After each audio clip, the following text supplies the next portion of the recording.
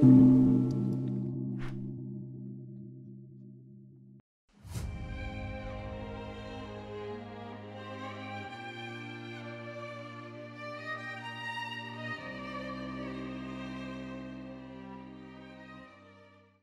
m'appelle Lincoln.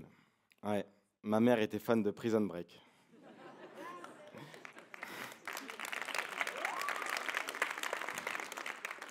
Et j'ai eu deux vies. Une vie en prison et une vie en libération. Ma première vie en prison, c'était à l'école. Je me suis dit, l'école, ça ne sert à rien, c'est répétitif. Et je m'y voyais comme un loser. Ma seconde vie en libération, c'est en entreprise. Je suis apprenti mécano chez Souslikov et ce que j'aime, contrairement à l'école, c'est que j'apprends un tas de choses utiles. J'apprends à me responsabiliser et se responsabiliser, c'est une sorte de contrôle de soi. Avant, je ne me contrôlais pas. À l'école, par exemple, quand j'étais un peu malade, je me disais non, je n'y vais pas. Je faisais ma victime. J'écoutais mes petits bobos pour trouver l'excuse directe pour ne pas aller à l'école. L'attitude du parfait loser. Mais cette attitude en entreprise, c'est immature, car tes collègues comptent sur toi et les clients aussi. Faire sa victime et penser que les choses arrivent à cause d'eux, ça, c'est se déresponsabiliser. C'est mon beau-père Stéphane qui m'a appris le sens de la responsabilité. J'ai eu ma première moto à 14 ans, mon plus beau cadeau de Noël. Un Monkey SkyTeam similaire à un Dax. J'avais un moteur 125 de Dirt. Stéphane m'a dit, à partir du moment où il y a un moteur, l'entretien, il est obligatoire. Et comme c'est ta moto, c'est à toi de le faire. Donc, pas possible de confier ça à quelqu'un. Stéphane ne m'a pas laissé seul au fond du garage. Il m'a tout appris sur le moteur 2 roues. Je faisais des nettoyages moteurs, je réglais le carbu, je changeais les disques de frein et plein d'autres bricoles. Il passait du temps à me montrer, à m'expliquer, mais surtout à me laisser faire. Il me disait « Démerde-toi, trouve !» Mais ce n'était pas de l'abandon, c'était de la responsabilisation. Maintenant, je suis au top niveau moteur. Stéphane et moi, on a une belle complicité et ma moto, elle est en parfait état de marche. Moi, en revanche, je n'ai pas toujours été en parfait état de marche. J'ai même été à l'arrêt complet et je vous raconte ma panne. J'ai fait un bac pro mécanique navale à la sortie de ma troisième parce que j'adorais mettre les mains dans le moteur de ma moto. Et puis, naviguer sur un bateau, ça me faisait rêver. Un jour, j'ai eu de graves problèmes de santé. À la visite médicale, j'ai été inapte au métier de mécano sur bateau. Je n'avais plus de métier et je me voyais encore comme un loser. Mais je me suis repris en main, parce que c'est ça, se responsabiliser. Je me suis dit, si tu ne peux pas faire marine, tu vas pouvoir t'engager dans l'armée de terre. Et si tu ne peux pas faire mécano sur bateau, alors tu vas pouvoir faire mécano, mais sur des chars d'assaut. Alors, je suis allé au centre de recrutement de l'armée de terre pour un rendez-vous médical. Quelques jours plus tard, j'ai reçu un courrier du docteur. Et sur cette feuille, je n'ai vu qu'un seul mot. Le mot inapte. Inapte une seconde fois. Je me suis dit, tu ne travailleras jamais. Je me suis dit, tu ne sers à rien. Je me suis dit, ta vie, elle est foutue. Alors, j'ai immédiatement arrêté l'école. Pourquoi continuer d'apprendre, apprendre alors que tu es inapte? Ça fait plus mal qu'autre chose. Je me sentais inapte à travailler, mais apte à téléphoner. Et ça, c'est un acte de responsabilisation. Parfois, quand tu es le plus en panne, c'est une petite action, une étincelle ou un allumage qui redémarre le moteur. Ma mère a eu l'info par un ami. Il prenait des apprentis chez Souslikov. Alors, j'ai eu le courage d'appeler et j'ai posé la question directe. « Bonjour, je suis Lincoln. Est-ce que vous cherchez des apprentis ?» On m'a répondu oui. J'ai répondu alors, est-ce possible un rendez-vous en vrai, car au téléphone, ce n'est pas génial. Anne, la directrice des ressources humaines, m'a donné un rendez-vous la semaine d'après. J'ai préféré y aller avec ma mère, car c'était plus confiant.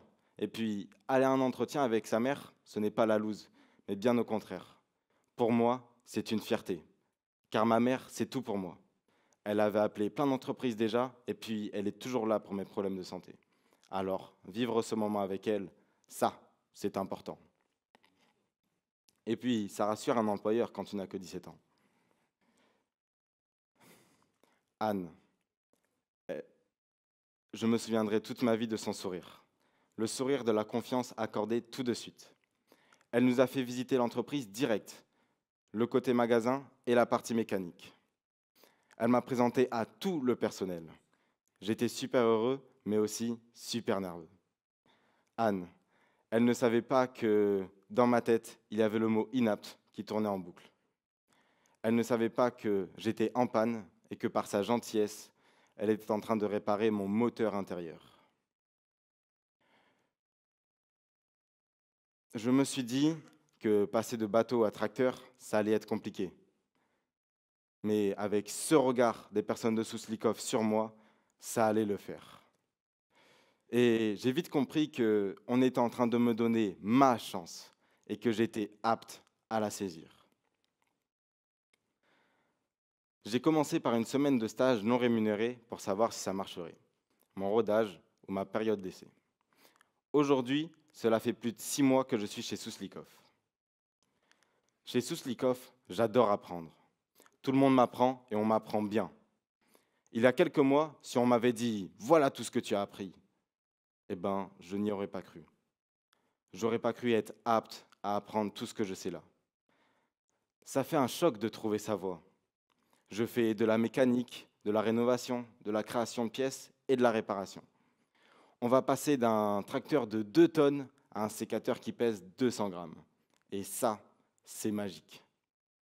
Et ce n'est pas parce que c'est petit que c'est moins intéressant. Un sécateur électrique, c'est aussi hyper technique. Chez Souslikov, je me suis trouvé même meilleur que ce que je pensais. Et d'ailleurs, en parlant du meilleur, le meilleur, c'est Kerwan. Il a permis ma propulsion. Kerwan a 22 ans et cela fait 9 ans qu'il est dans l'entreprise. C'est le deuxième plus ancien. Il a une bonne réputation dans la mécanique. Il aide, il répare, tout le Médoc connaît sa générosité. Il connaît tout par cœur, il a toujours réponse à tout et il m'apprend tout. Franchement, l'apprentissage avec lui, c'est merveilleux. Si seulement je pourrais arriver à la moitié de sa puissance, ce serait génial. Oui, je trouve ça génial d'apprendre. C'est une satisfaction. Tout ce que j'apprends, j'arrive à le refaire. J'adore ce stade où tu n'as plus besoin de te faire surveiller.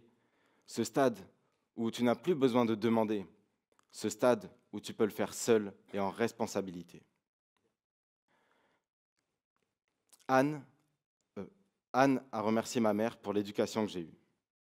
Depuis que je suis en apprentissage, tout va tellement mieux dans ma vie. Maintenant, je n'apprends plus, mais je m'améliore. Tous les jours, avec Stéphane, on parle mécanique. Une discussion de mécano à mécano. Je lui dis, aujourd'hui, j'ai changé un démarreur de tracteur. Et il me répond, t'as fait attention au branchement des fils, et puis à la position du démarreur. Et d'ailleurs, dis-moi, pour les lecteurs des cartes, comment t'as fait? Je lui dis, aujourd'hui, j'ai changé un moteur, une carte capteur, une carte mère.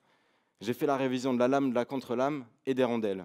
J'ai vérifié les batteries et j'ai fait des soudures à l'étain. Ouais, je pense qu'il n'y en a pas beaucoup qui ont compris ce que j'ai dit, mais je vous rassure, ma mère aussi, elle est complètement larguée. Et à table, le seul truc qu'elle nous sort, c'est « Quelqu'un veut du fromage ?» Bref, depuis que je suis en apprentissage, mon groupe d'amis, lui aussi, il a changé. On travaille tous.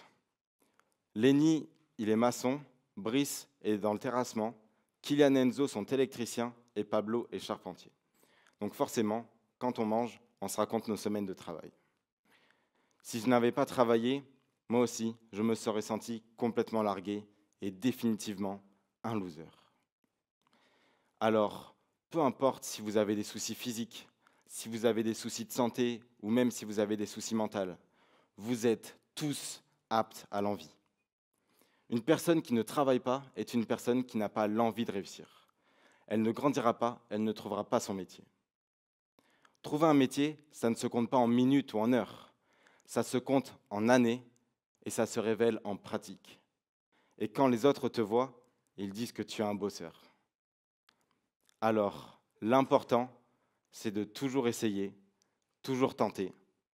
car tu ne peux pas être un loser, mais tu ne peux être que meilleur. Merci.